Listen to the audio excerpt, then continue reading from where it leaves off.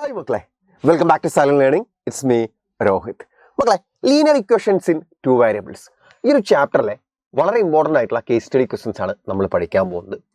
ഒരു case study question നിങ്ങൾക്ക് already video ആയിട്ട് നിങ്ങൾ ജസ്റ്റ് ഒന്ന് linear equation in two variables class 9 xylem എന്ന് യൂട്യൂബിൽ സെർച്ച് ചെയ്താൽ ഒരു case study question already discuss ചെയ്ത് വെച്ച വീഡിയോ നിങ്ങൾക്ക് കാണാൻ പറ്റും. നമ്മുടെ ഒരു നന്ദൻ കണ്ണൻ സുവോളജിക്കൽ പാർക്ക് അങ്ങനെ എന്തോ പറഞ്ഞൊരു പാർക്കിൽ കുട്ടികളെല്ലാം കൂടെ പോകുന്നൊരു ഒരു ക്വസ്റ്റ്യൻ ആണത്. അത് നിങ്ങൾക്ക് ഈസി ആയിട്ട് ഞാൻ പറഞ്ഞ പോലെ സെർച്ച് ചെയ്ത് നോക്കിയാൽ നിങ്ങൾക്ക് കാണാൻ പറ്റും. ബാക്കി ഒരു 2-3 ക്വസ്റ്റ്യൻസ് കൂടെ നമുക്ക് കേസ് സ്റ്റഡി ക്വസ്റ്റ്യൻസ് ആയിട്ട് ഈ ഒരു ചാപ്റ്ററിന് പഠിക്കാനുണ്ട്. നിങ്ങൾ ആലോചിക്കുക, 9th CBSE ഏറ്റവും സാധ്യത കൂടുതൽ കേസ് സ്റ്റഡി ക്വസ്റ്റ്യൻസ് ചോദിക്കാനുള്ള ഏറ്റവും സാധ്യത കൂടുതലുള്ള ഒരു ചാപ്റ്റർ ആണ് linear equations in two variables എന്ന് പറയുന്നത്. സോ ഒന്ന് ശ്രദ്ധിച്ചേടാ, വളരെ സിമ്പിൾ ക്വസ്റ്റ്യൻസ് ആട്ടോ.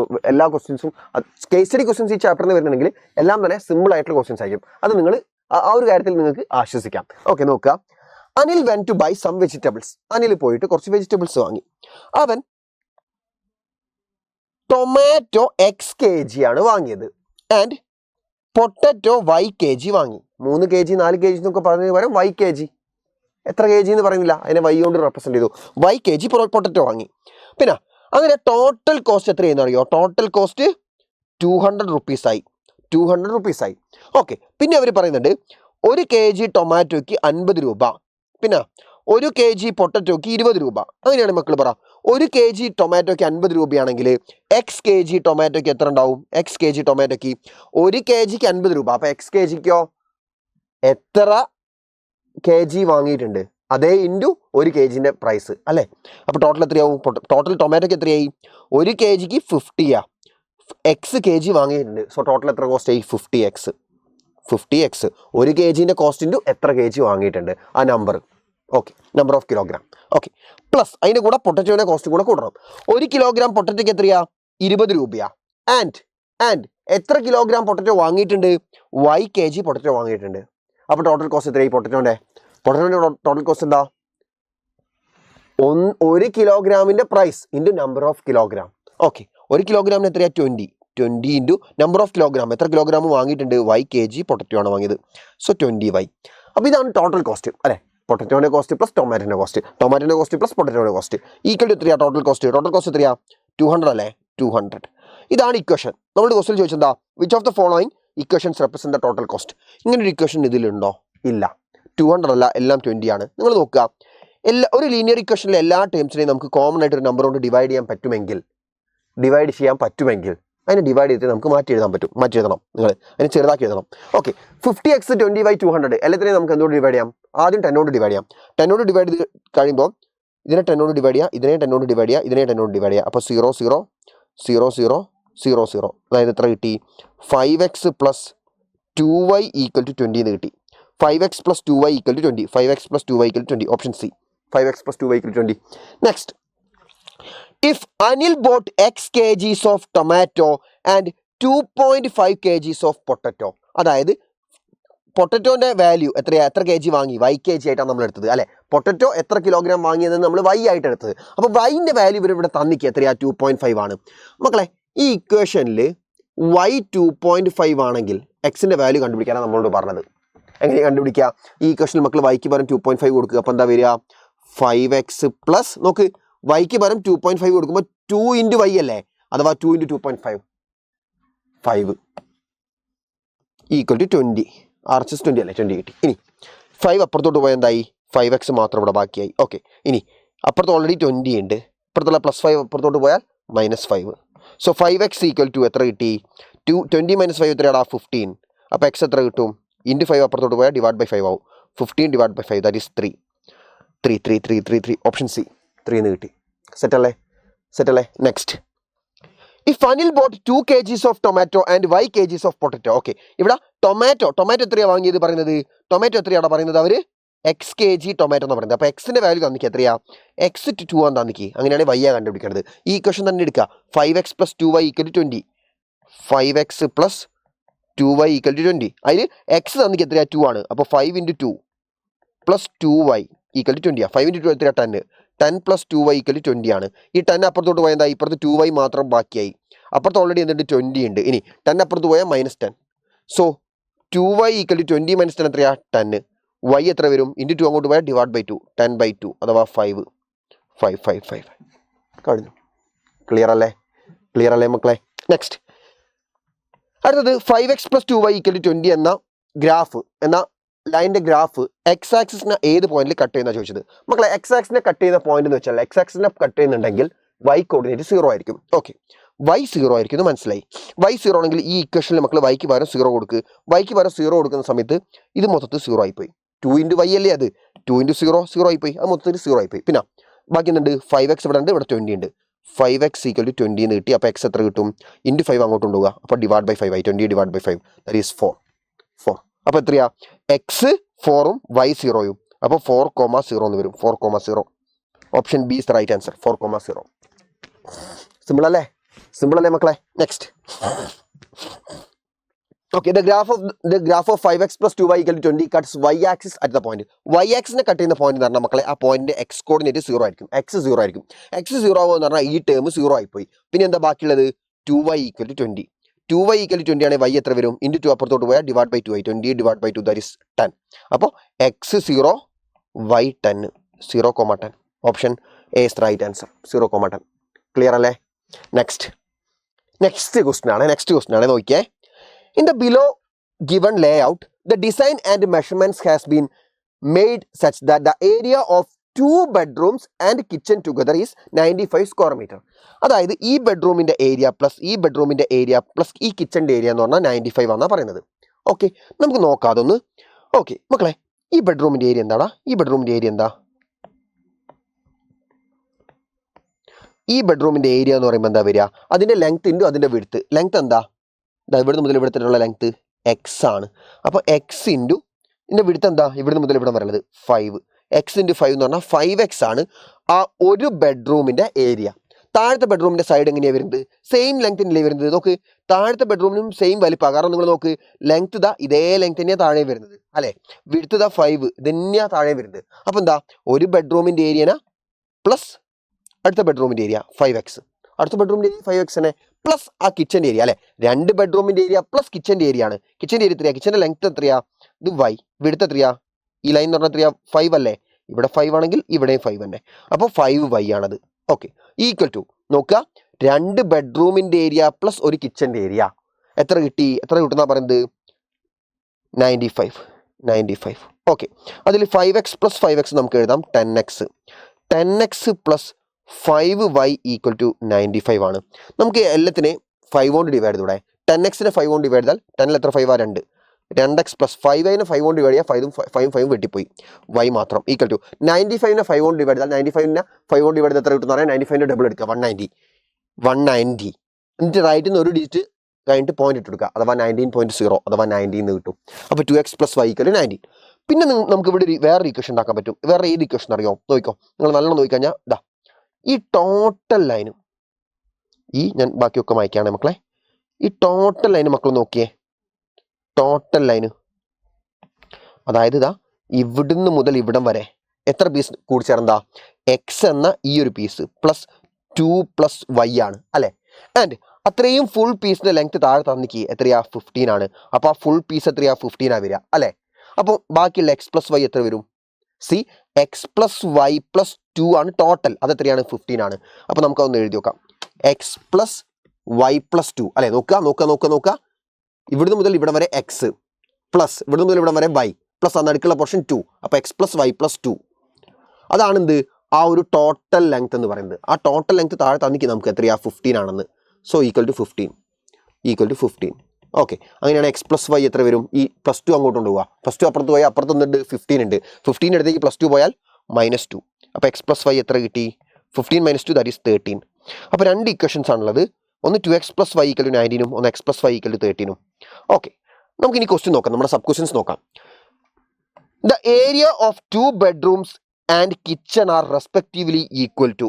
2 ബെഡ്റൂംസിൻ്റെയും അതേപോലെ കിച്ചൻ്റെയും ഏരിയ എത്രയാണ് വരുന്നതെന്നാണ് ചോദിക്കുന്നത്.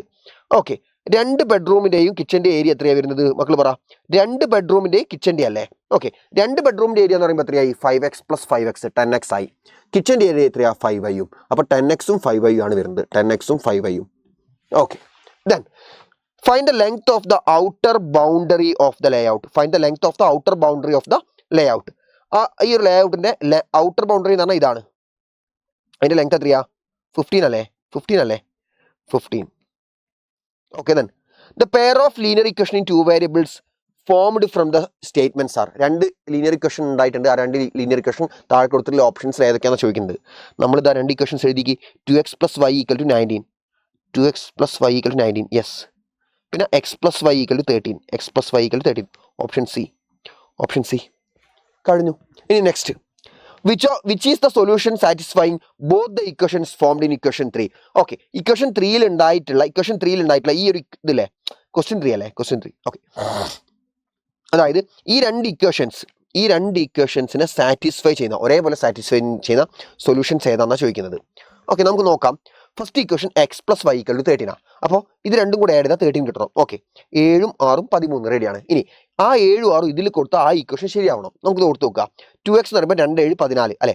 2x എന്ന് പറയുമ്പോൾ 2 7 14 പ്ലസ് y എന്ന് പറഞ്ഞാൽ എത്രയാ? 6 അല്ലേ? 14 6 20 കിട്ടുന്നത്. പക്ഷെ ഇവിടെ കിട്ടുന്നത് 19. അപ്പോൾ അതല്ലാന്ന് മനസ്സിലായി. അപ്പോൾ ഇതല്ലാന്ന് മനസ്സിലായി. പിന്നെ രണ്ടാമത്തത് 8ഉം 5ഉം എടുക്കുകയാണെങ്കിൽ x + y എന്ന് പറഞ്ഞാൽ 13. ഓക്കെ, 8 + 5 13 ആണ്. പിന്നെ എക്സിന് പകരം 8 കൊടുക്കുക, വൈക്ക് പകരം എത്രയാ? 5 അല്ലേ? ഓക്കെ, അപ്പോൾ 2 × 8 2 × 16 പ്ലസ് വൈക്ക് പകരം എത്രയാ? 5 അല്ലേ? 5 16 5 21. പക്ഷെ ഇവിടെ ഉള്ളത് 19. അപ്പോൾ അതും അല്ലാന്ന് മനസ്സിലായി. ഇനി അടുത്തത് x 6ഉം y 7ഉം. x 6ഉം y 7ഉം കൊടുത്താൽ 6 + 7 കറക്റ്റാ 13 കിട്ടുന്നുണ്ട്. അപ്പോൾ ഈ ഇക്വേഷന് സെറ്റാണ്. പക്ഷെ മറ്റേ ഇക്വേഷനും കൂടെ സെറ്റ് ആയിരിക്കണം. നോക്ക്, മറ്റേ ഇക്വേഷനിൽ കൊടുക്ക്. എക്സിന് പകരം 6 കൊടുക്ക്, വൈക്ക് പകരം 7 കൊടുക്ക്. അപ്പോൾ എന്താ വരിക? 2 × 6 എത്രയാ? 12 പ്ലസ് 7. 12 + 7 17 × 19. യെസ്, 19 റെഡിയാണ്. രണ്ട് ഇക്വേഷനും സെറ്റ് ആവുന്നുണ്ട്, 6ഉം 7ഉം. അപ്പോൾ 6ഉം 7ഉം ഇതാണ് solution. Option C right answer. Okay, find the area of the bedroom. ബെഡ്റൂമിന്റെ ഏരിയ കണ്ടുപിടിക്കാനാണ് പറയുന്നത്. ബെഡ്റൂമിന്റെ ഏരിയ കണ്ടുപിടിക്കാൻ പറഞ്ഞാൽ സിമ്പിളാ. ബെഡ്റൂമിന്റെ ഏരിയ എന്ന് പറഞ്ഞാൽ എന്താ? ഒരു ബെഡ്റൂമിന്റെ ഏരിയ എന്ന് പറഞ്ഞാൽ എന്താ? 5x അല്ലേ? ബെഡ്റൂമിന്റെ ലെങ്ത് എക്സ്, വിഡ്ത്ത് 5x. അപ്പോൾ 5 × x എന്താ? x 6 അല്ലേ? 5 × 6 6 × 30 square metre, 30 square metre. Simple. Next question നോക്കാം. Deepak bought 3 notebooks and 2 pens for ₹80. കുറേ പാരഗ്രാഫ് ഉണ്ട്. നിങ്ങൾ അതൊന്നും കാര്യമായിട്ട് ഇപ്പം നോക്കണ്ട, ഞാൻ ജസ്റ്റ് പറയുന്നത് നോക്കുക. ദീപക് 3 നോട്ട്ബുക്കും 2 പെന്നും കൂടെ വാങ്ങി. എത്ര രൂപയ്ക്ക്? 80 റുപ്പീസിന്. നമ്മളോട് ഇവിടെ ക്വസ്റ്റ്യനിൽ പറയുന്നുണ്ട് കോസ്റ്റ് ഓഫ് 1 നോട്ട്ബുക്ക് എക്സ് ആക്കി എടുക്കുക, കോസ്റ്റ് ഓഫ് 1 പെന്ന് y ആയിട്ട് എടുക്കുക.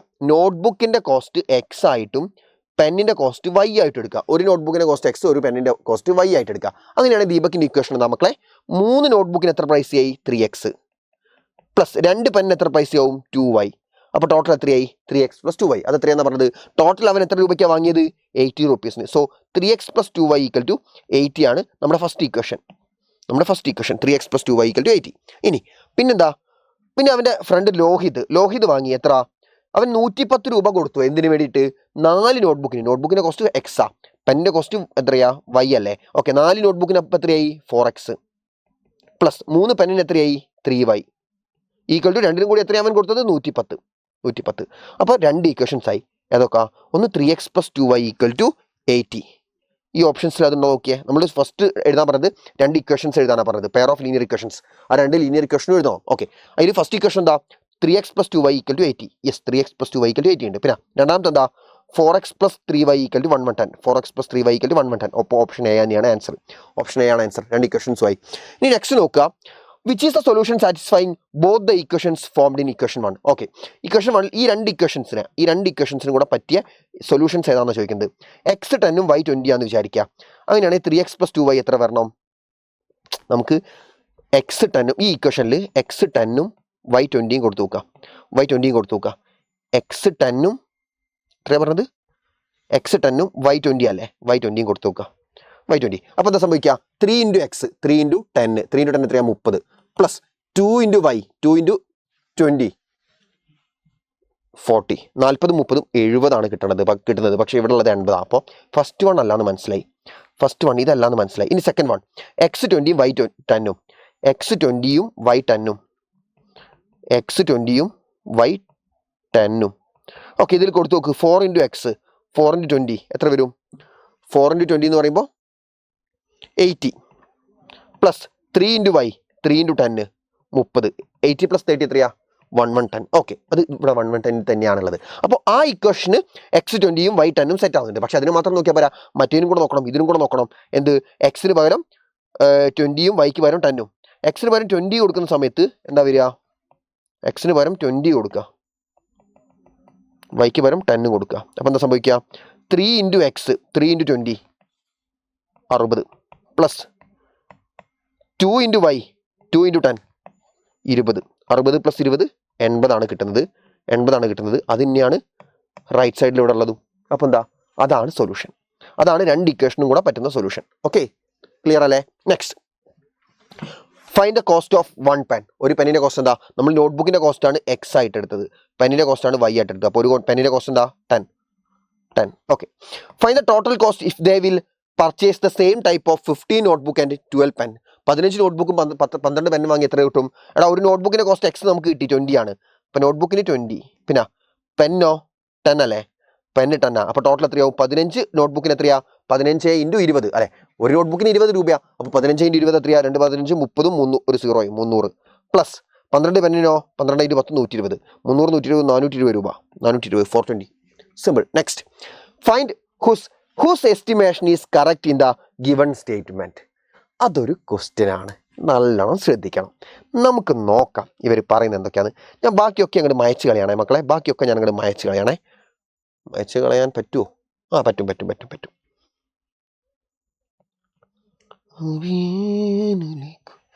ഓക്കെ, ഇതിൽ രാമനാണ് ആദ്യം പറയുന്നത്. റാം എന്താ പറയുന്നത്? Price of each notebook could be 25, അഥവാ X25 പിന്നെ ഈച്ച് പെൻ കുഡ് ബി 2.5. പെന്നിൻ്റെ പ്രൈസ് Y എന്ന് പറയുന്നത് 2.5 ആണെന്നാണ് രാമൻ പറഞ്ഞത്. ഓക്കെ, നമുക്കിവിടെ കിട്ടിക്കഴിഞ്ഞു ഓൾറെഡി. രണ്ടിൻ്റെയും കൂടെ രണ്ട് കേസിലും കൂടെ സൊല്യൂഷൻ നമുക്ക് കിട്ടിയിട്ടുണ്ട്. ഏതാ? എക്സിൻ്റെ വാല്യൂ നമുക്കിവിടെ കിട്ടിയിട്ടുണ്ട്. ഏതാ കിട്ടിയത്? നമുക്കിവിടെ കിട്ടിയിട്ടുണ്ട് എന്ത്? എക്സിൻ്റെ വാല്യൂ 20 വൈൻ്റെ വാല്യൂ 10 ആണ് എന്ന് കിട്ടിയിട്ടുണ്ട്. അപ്പോൾ രാമൻ പറഞ്ഞത് ശരിയാണോ? രാമൻ പറഞ്ഞത് തെറ്റല്ലേ? രാമൻ പറഞ്ഞത് തെറ്റാ. കാരണം രാമൻ പറഞ്ഞത് X25 Y 2.5 എന്നാ. അത് തെറ്റാ. കാരണം നമുക്ക് കിട്ടിയിട്ടുണ്ട് ഓൾറെഡി. രണ്ട് ഇക്വേഷൻസ് ഉണ്ടല്ലോ ഇവിടെ.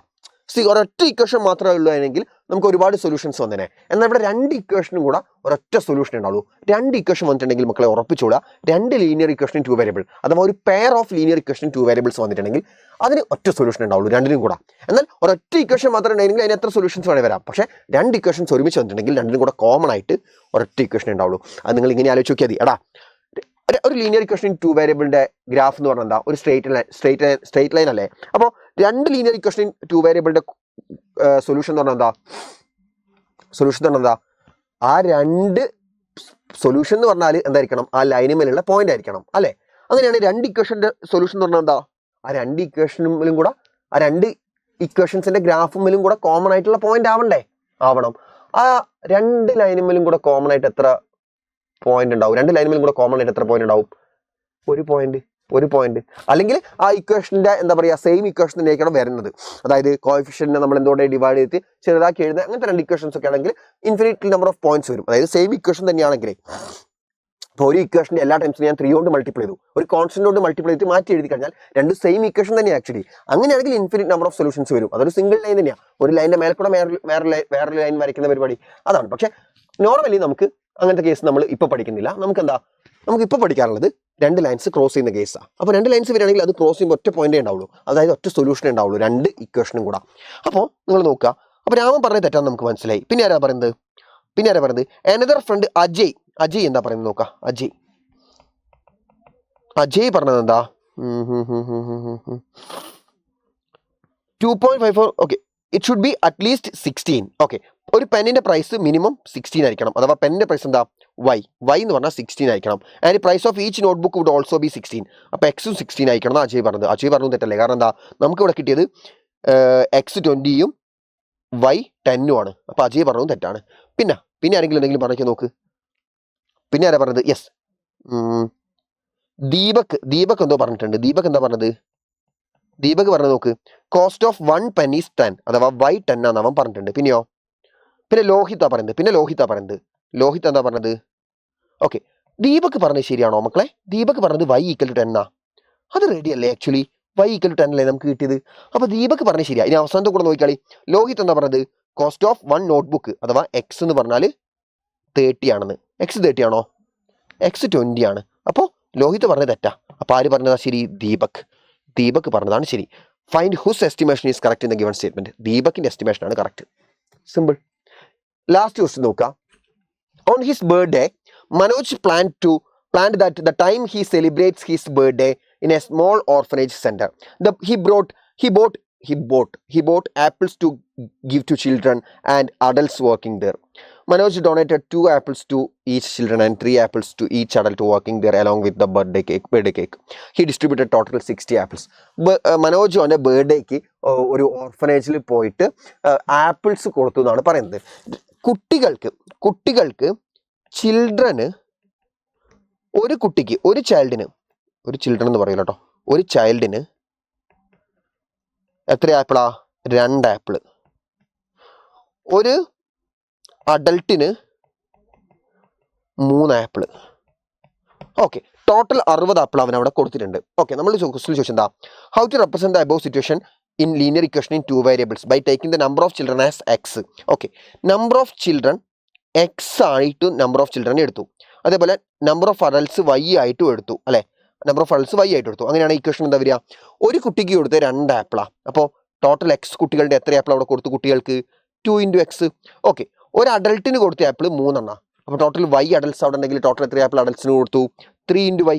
ഒരാൾക്ക് കൊടുത്തത് into number of people y ആണ് ഇവിടെ. അപ്പോൾ ഒരാൾക്ക് കൊടുത്തത് 3 ആണ്. അപ്പോൾ 3y 2x + 3y ആണ് ടോട്ടൽ കൊടുത്ത ആപ്പിൾ. അത് എത്രയാ?